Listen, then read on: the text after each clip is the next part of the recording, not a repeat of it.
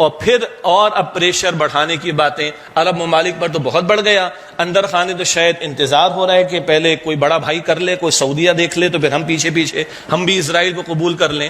تو یہ تقاضے مستقل بڑھ رہے ہیں. اور ہمارے استاد محترم بانی تنظیم ڈاکٹر اسرار صاحب رحمۃ اللہ علیہ, ان کا ایک شارٹ کلپ بھی کچھ دنوں پہلے ہم نے عام کیا, دوبارہ اس کو ہم عام کریں گے. ان کے ان جملوں کا ایک حاصل کیا ہے, ساری دنیا بھی قبول کر لے اسرائیل کو, پاکستان کا بھی قبول نہ کرے. کہ چاہے سارے عرب ملک اسرائیل کو تسلیم کر لیں, پاکستان کبھی نہ کرے, اس لیے کہ پاکستان اسرائیل کے توڑ کے طور پر وجود میں آیا ہے. اللہ نے اسے اسرائیل کے وجود میں آنے سے 1 سال قبل وجود بخشا ہے.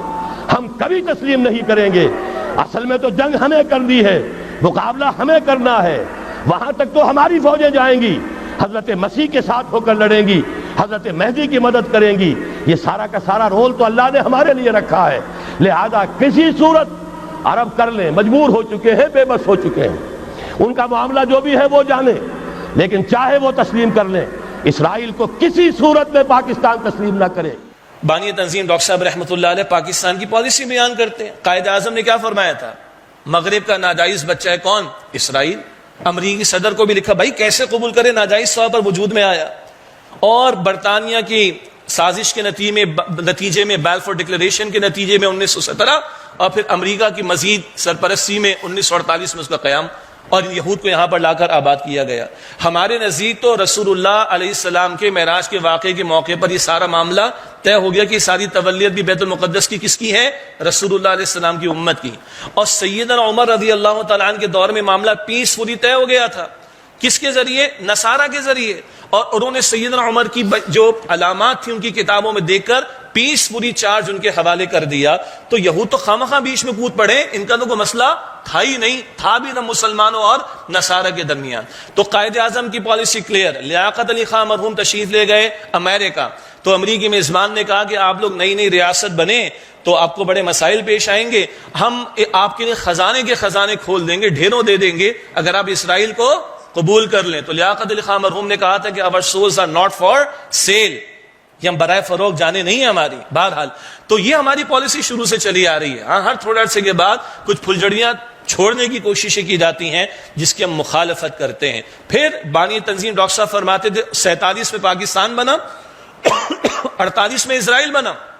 پھر ڈاکٹر صاحب فرماتے تھے کہ اللہ کی شان ہے, بیماری بھی وہی بھیجتا ہے, علاج بھی وہ دیتا ہے, اور اللہ کی شان ہے کہ بیماری بعد میں آتی, علاج پہلے آتا ہے. علاج دریافت کرنا پڑتا ہے, موجود تو ہوتا ہے.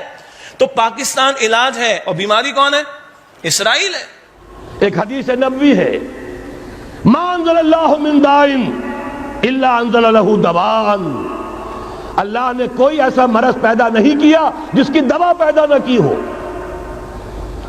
اسرائیل 1948 میں قائم ہو رہا ہے, پاکستان 1947 میں وجود میں آیا.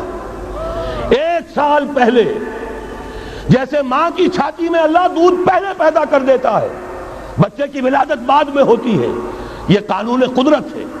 اسی طریقے سے توڑ اس کا در حقیقت اسرائیل کا توڑ ہے جو پاکستان کی شکل میں وجود میں آیا.